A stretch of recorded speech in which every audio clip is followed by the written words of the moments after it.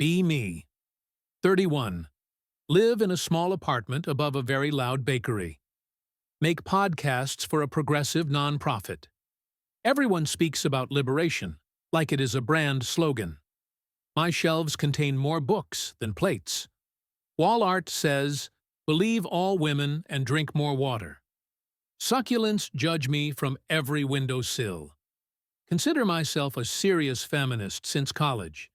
Tell people I am not against men, I am for women. Inside voice whispers that these are the same on most days. Grew up with mom and aunt after dad dipped before memory formed. Dinner table lessons were trust plans, not promises. Learned to fix a sink and a boundary by age 13. By senior year, I could write a thread that could set a room on fire. Got very good at making certainty sound like compassion. Followers liked the cadence. Outrage felt like caffeine without the crash. Make rent and meaning by scripting other people talking. Never script myself because that would require humility. A morning like any other. Me and the bakery exhaust and a cracked phone screen. Post a rant about how women carry invisible load in every space. Schedule it between episodes and oat latte. Notifications start to dance. Hearts rain like confetti that will never be swept up. Then, one reply sticks like gum on shoe. Try assuming good faith for 1 week. I taste vinegar and type back a paragraph. Decide against posting it. Stare at the reply longer than I want to admit. Good Faith Week sounds like a dare wrapped in a sermon. Group chat will roast it. Brain will not drop it. Open Notes app. Title it, Experiment of Kindness. Hypothesis. Men confuse kindness with invitation. Predicted outcomes, boundary crossings, smug grins, requests for numbers. Backup plan. Turn findings into a very righteous thread. Ego secured either way. Day 1. Coffee shop that smells like burnt sugar and hope. Decide to order in person instead of the app. Barista with freckles looks up. "Hi, what can I get you?" I use a please like it costs money. He says, "Oat milk again." Normal voice, not flirty voice. I blink because he remembers. He writes my name correctly without asking. Hands me cup and says, "Hope your recording goes well." I realize he knows what I do because I always edit at table near outlet. He has paid attention without being weird. Confusing data point number 1. Day 2. Office is open plan chaos and an air conditioner that sounds like a plane. Take headphones off on purpose. Compliment editor on structure of a script. He thanks me and says, "My framing made his job easier." A wild concept. Later, my laptop freezes a minute before a client call. Sound engineer named Luis notices. Taps 2 keys like a wizard and walks away. No lecture? No, I told you. So no, you owe me coffee. I write that down like it is a rare bird sighting. Day 3. Run into neighbor with the golden retriever named Lentil. Usually avoid elevator talk. Decide to ask about the dog instead of staring at the numbers. Neighbor lights up like a porch light. Talks about obedience school and anxiety during fireworks. I listen without planning a clapback. We reach the lobby. He says, "Hope your day is gentle." Who says gentle? I float to the sidewalk with a weird soft feeling. Day 4. Gym where the mirrors are mean. Wipe a machine. Guy waits for me to finish. Says thanks for cleaning and moves on. No commentary on my form or my leggings. Later grocery store. Drop a jar of pasta sauce in aisle 4. Older man scoops shards with paper towels like a practiced medic. Says we have all been there and waves a staff member over. He walks away without asking for anything. All of this goes into the notes like evidence of a myth. Day 5. Post a midway update without sarcasm. Write that maybe people can be decent without being supervised. Replies are split like a melon. Women say give it time. Men say maybe you are finally seeing us. Do not engage because I want clean data. I say that out loud and hate myself a little. Weekend arrives with humidity and a plan. Brunch with the coven at a place with chairs made for photos, not humans. There is a neon sign that says, "Girls to the front." We bring our chronic critique. I report that so far, nothing awful has happened. Quiet falls like a dropped phone. Mira says that is exactly when it happens. Jaya says you are missing the thread beneath the thread. Sam says men crumble the second they are inconvenienced. The dare evolves. Test the stress. Give a man a reason to be annoyed and see the mask slip. I laugh, but it sticks like a seed under gumline. The target appears at work. Senior producer named Theo. Calm voice. Never posts in our Justice channel, probably allergic to hashtags. I decide he is the control group of all men I distrust. We are paired on a live episode with a tight deadline. Tiny studio that smells. Like cables and secondhand coffee. He has printed my script and marked it with pencil, not ego. He asks questions that sound like respect. Very suspicious. I remember the stress test, stand to refill water, clip my bottle with satisfying, clumsy accuracy. Wave of cold water moves across his desk like a tide. Baptized his notes and grazed the edge of the mixing board. Heart knocks on ribs like the police. I apologize 3 times in one breath. Wait for a sigh or a lecture about responsibility. Theo lifts the notebook and smiles. Says I am glad it is water and not coffee. Blots gear with a towel he keeps for disasters. No edge in his voice. Tells me where the spare towels are. Asks if I want to take 5. I stare like I am seeing color for the first time. I say, I am okay. I am not okay. Later that afternoon, we cut an interview down together. He defers to my questions without performative allyship. He says your empathy is technical. I do not know what that means, but I write it down. End of day. I ask why he is not more online. He laughs and says I prefer actual people to timelines. I call that convenient. He shrugs and says the worst stories always travel the fastest. I pretend the line does not land. It lands. Group chat time.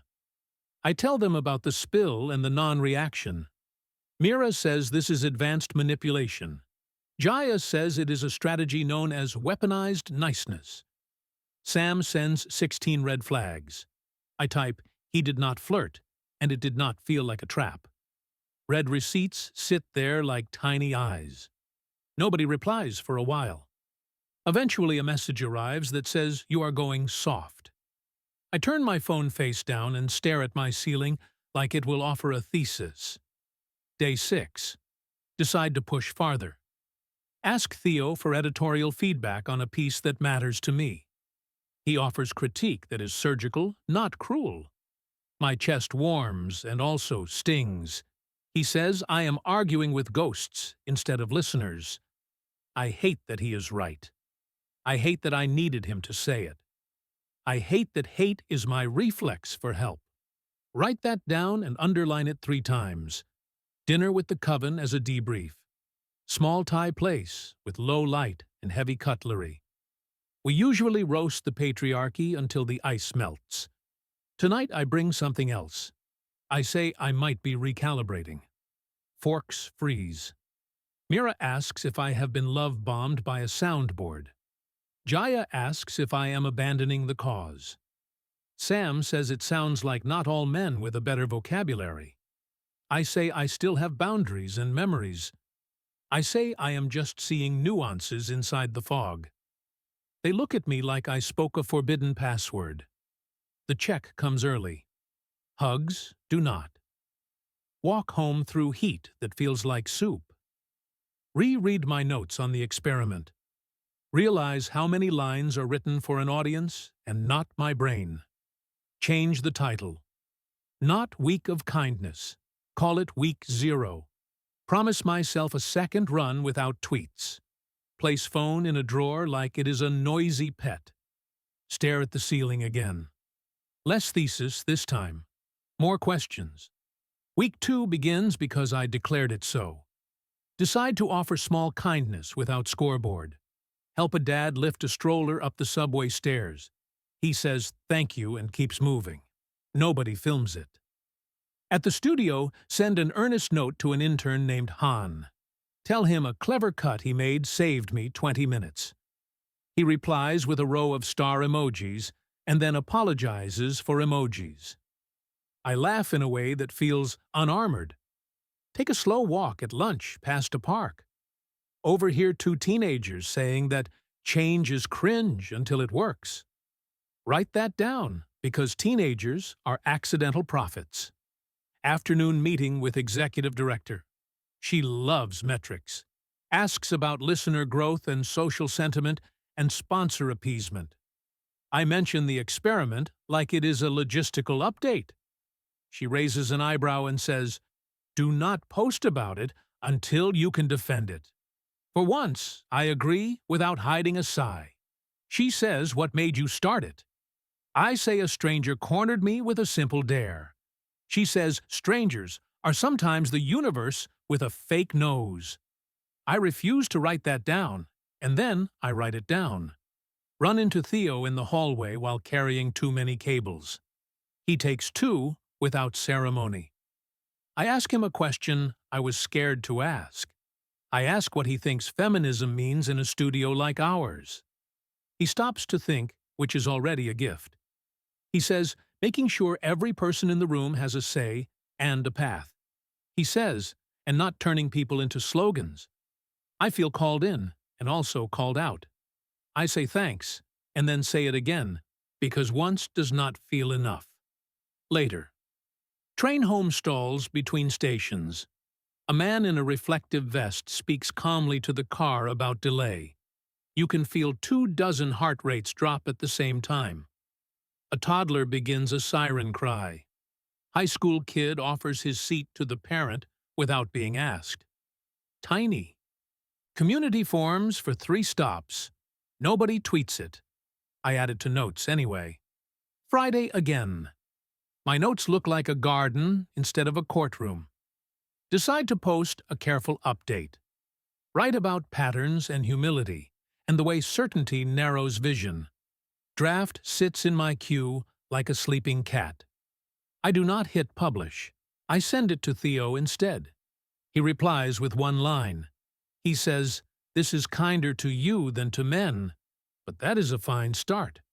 My throat does an unexpected thing that could be called emotion. I close my laptop and take a slow breath. Weekend again. Brunch invite arrives. Last time ended with invisible slamming doors.